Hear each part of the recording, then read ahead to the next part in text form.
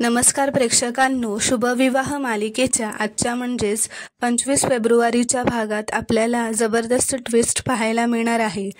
पण त्याआधी जर तुम्ही माझ्या चॅनलवर नवीन असाल तर चॅनलला प्लीज सबस्क्राईब करा.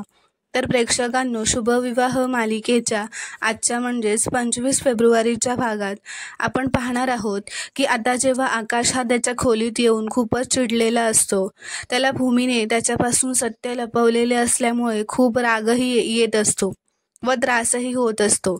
मानसी व अथर्व त्याच्या खोलीत त्याचा राग शांत करण्यासाठी, त्याला समजावण्यासाठी आलेले असतात. तेव्हा थोड्या वेळाने भूमीसुद्धा खोलीत येते. रडत असते. ती खोलीत येताच आकाशला मिठी मारते व सॉरी म्हणते. तिनेही एवढी मोठी गोष्ट आकाशपासून लपवल्याचं वाईट तिला वाटत असतं. आता आकाशलाही भूमीचा राग न येता तिची काळजीच वाटते. तो तिच्यावर न चिडता तिला सॉरी म्हणतो. तो म्हणतो, भूमी मला माफ कर, मी खूप चिडलो तुझ्यावर. कसं सहन केलंस ग तू हे 3 महिने? किती कठीण गेलं असेल तुझ्यासाठी हे सगळं. तेव्हा भूमी रडतच आकाशला जवळ घेत म्हणते, खूप कठीण होतं. रात्रीची झोप लागायची नाही, पण रात्री झोपताना तुझा आनंदी चेहरा बघायचे ना की मग बरं वाटायचं. तुझा आनंदी चेहरा मनात साठवून ठेवायचे आकाश. मी तुझ्यासाठी काहीही करू शकते, असं ती रडतच त्याला म्हणते. तेव्हा आकाश तिला म्हणतो, पण आता मी तुला काहीही करू देणार नाही. तो म्हणतो, मला आपलं बाळ या जगात यायला हवंय, पण मला तू सुद्धा हवी आहेस. तो म्हणतो, आपण एक काम करूया, आपण डॉक्टरांकडे जाऊया. तो म्हणतो, आपण त्यांना भेटूया, त्यांच्याशी बोलूया, काही करता येईल का यावर विचारूया. चल आपण आत्ताच जाऊया, असं तो अस्वस्थ होऊन तिला म्हणतो. त्यावर भूमी त्याला थांबवते व म्हणते, आकाश, आपल्याला आत्ता नाही जाता येणार, कारण वेळ निघून गेली आता. ती म्हणते, बाळाच्या बाबतीत मी असा काही निर्दयी निर्णय घेतला तर माझ्या आयुष्याला तरी काय अर्थ असेल? सांग ना तूच, कसं करू मी हे? ती म्हणते, मुळात असं काही करताच येणार नाहीये. 7वा महिना लागलाय आता, बाळाची वाढ पूर्ण होत आली आहे. ती म्हणते, डॉक्टर आपल्याला असा निर्णय नाही घेऊ देणार. ही गोष्ट योग्य नाहीये आणि कायद्याने सुद्धा. ती म्हणते, आपण इतके निर्दयी, इतके निष्ठुर कसे काही वागू शकतो? आपण कोणाच्याही बाबतीत असं वागू शकत नाही, मग आपल्या बाळाच्या बाबतीत तरी कसे वागू शकतो? म्हणून आता काहीच करता येणार नाही, असं ती खूपच रडत म्हणत असते. तेव्हा आकाशही खूप रडत असतो. तो तिला समजावण्याचा प्रयत्न करत असतो. तो म्हणतो की नाही, हे असं नाही होऊ शकत, मी असं नाही होऊ देणार भूमी. तो म्हणतो, मी एकटा आपल्या बाळाला नाही सांभाळू शकत. आपल्या बाळाला आई आणि बाबा दोघेही हवे आहेत. तर इथे दुसरीकडे रागिणी तिच्या खोलीत पौर्णिमा व तिची आई असतात. तेव्हा रागिणी म्हणत असते की आता आकाश भूमीला वाचवण्यासाठी आकाश पाताळ एक करेल.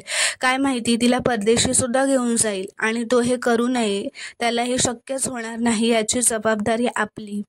आता आपलं टार्गेट एकच, भूमी वाचता कामा नये. ज्या दिवशी ही भूमी जाईल त्या दिवशी मोठं सेलिब्रेशन करूया, आपण मोठं हॉटेल बुक करूया. पौर्णिमा ही आनंदी होत म्हणते, हो ना, खूप धमाल करूया आपण. त्या दिवशी रागिणी म्हणते, आता आपल्या तिघांचाही मोटिव्ह एकच असेल. आकाश काय डिसिजन घेईल हे माहीत नाही अजून, पण त्याने काहीही डिसिजन घेतला तरी आपल्याला आनंदच होणार आहे, असं म्हणत ते तिघेही आता आनंदी होत असतात व हसत असतात. आता इथे भूमी ही आकाशला शांत करत असते. त्याचा राग, चिडचिड सगळं शांत करण्याचा प्रयत्न करत असते. ती त्याला म्हणते, मला माहिती आहे माझ्या बाळाचे बाबा त्याची नीट काळजी घेतील, त्याच्यावर खूप प्रेम करतील. ती त्याला जवळ घेत म्हणते, आपण आई योगेश्वरीला साकडं घालू, गोखले गुरुजींना विचारू, काय पुण्याची कर्म असतील ना सगळी करू, उपास तापास करू. आकाश, काहीतरी होईलच ना चमत्कार घडतात आकाश, नक्की घडतात. ती त्याला सांगत असते प्रेमाने. प्रेमात खूपच ताकद असते आणि आपलं एकमेकांवरती किती प्रेम आहे. ती म्हणते, त्यात आता आपल्या दोघांचं नाही, तिघांचं प्रेम आहे. काहीतरी चमत्कार नक्कीच होईल आकाश, असं ती रडतच आकाशला सांगत असते. असं म्हणत ते आता एकमेकांना मिठी मारून रडत असतात. तर प्रेक्षकांनो, आता दुसऱ्या दिवशी सकाळी जेव्हा आकाश झोपेतून उठलेला असतो, तो उठतो आणि बघतो तर आरशावर एक हिरव्या रंगाची चिठ्ठी लावलेली असते. तो ती चिठ्ठी काढतो व बघतो. त्यात लिहिलेलं असतं की आकाश, मला तुझ्यासोबत जगातील 7 आश्चर्य बघायची आहेत. तेवढ्यात भूमी तिथे येते. तो तिला विचारतो, काय आहे हे? तर ती म्हणते, अरे, राहिलेल्या इच्छांची बकेट लिस्ट बनवतात ना, तशी मी ही इच्छा लिहिली आहे. माझ्या 3 इच्छा आहेत, त्यातली ही पहिली इच्छा आहे.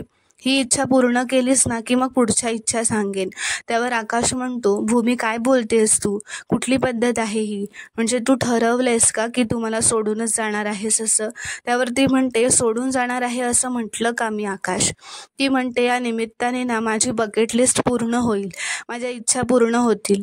तू ना उगाच दुसरे विचार करू नकोस, फक्त माझ्या इच्छा पूर्ण कर प्लीज, माझ्या आनंदासाठी. तर तो तो हो म्हणतो. ठीक आहे असं म्हणतो.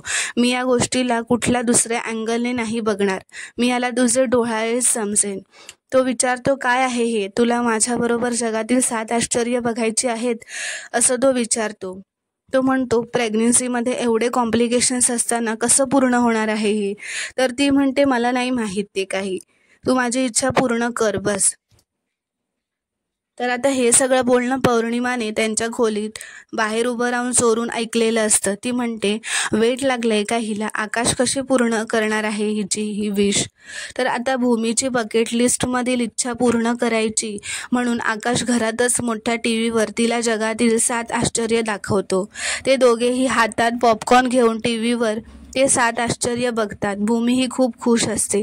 आकाश तिला नारळ पाणी आणून देतो. दोघेही खूप एन्जॉय करत असतात, एकत्र वेळ घालवत असतात. तेव्हा आता भूमी तिच्या गुडघ्यांवर बसते व हात पुढे करत आकाशला म्हणते, असंच माझ्यावर कायम प्रेम करत राहशील ना? तर आकाश म्हणतो, काय करतेस तू हे? आणि असं प्रपोज गुडघ्यावर बसून मुलं करतात, मुली नाही. त्यावर भूमी म्हणते, असं काही नाहीये, हे काय कंपल्शन थोडी ना आहे. ज्यांची इच्छा असते ना ते लोक गुडघ्यांवर बसतात. आता इच्छा माझी आहे. ती विचारते, सांग ना मला, माझ्यावर नेहमी असंच प्रेम करत राहशील ना? तर तोही त्याच्या गुडघ्यांवर खाली बसतो व म्हणतो, ऑफकोर्स, हे काय विचारणं झालं का? आणि ते तर आपलं ठरलंच आहे ना 7 जन्माचं. तर आता ह्या दोघांचे हे बोलणे सगळं पौर्णिमा व निलिमाने बघितलेले असते. पौर्णिमा म्हणते, हिला असं हे आनंदी बघितलं ना की माझा जळफळाट होतो. ती म्हणते, हा सगळा प्रकार आपल्याला आधी कळायला हवा होता. त्या आकाशला तिची विश पूर्णच करू दिली नसती, सगळ्याचा बट्ट्याबोळ केला असता. पण नाही, असं ती खूपच चिडत म्हणते. तर तिची आई निलिमा म्हणत असते, जाऊ दे ग पुन्नू, काही गोष्टी कधी कधी जाऊ द्यायच्या असतात. आनंदाचा फुगा फुगलेला असताना टाचणी मारण्यात मजा आहे की नाही, न फुगलेल्या फुग्यात टाचणी मारण्यात मज्जा आहे, बरोबर की नाही? असं ती पौर्णिमाला विचारते. तर पौर्णिमा म्हणते, पॉइंट आहे आई तुझ्या बोलण्यात. ती म्हणते, ठीक आहे, पहिल्या वेळेला आपल्याला याची कल्पना नव्हती, पण आता जेव्हा या भूमीला वाटेल ना आपली विश पूर्ण होणार आहे, बरोबर त्याच वेळेला आपण दृष्ट लावूयात, असं म्हणत ती दोघंही खुश होत असतात. तर आता इथे भूमी आकाशला म्हणते, तू माझी पहिली इच्छा तर पूर्ण केलीस, आता दुसरी इच्छा पण कर. तू विचारणार नाहीयेस का मला माझी दुसरी इच्छा? तर आकाश म्हणतो, विचारणार आहे, पण तू एवढी घाई का करतेस?